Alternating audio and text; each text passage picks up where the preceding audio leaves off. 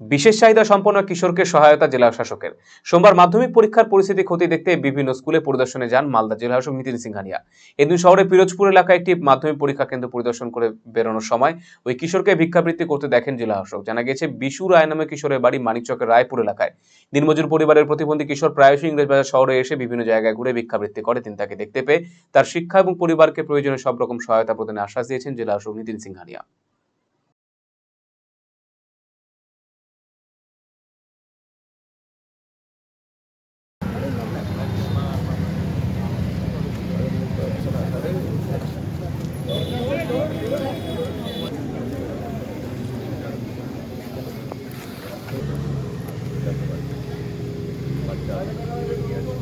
কোনো contact number আছে? কেউ আছে?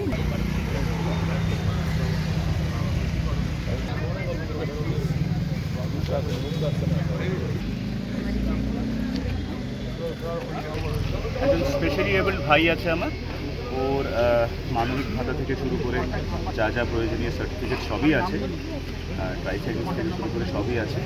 আরও কীভাবে ফ্যামিলিকে আমরা আর্থিকভাবে সক্ষম করতে পারি সেটা আমরা দেখে নিচ্ছি।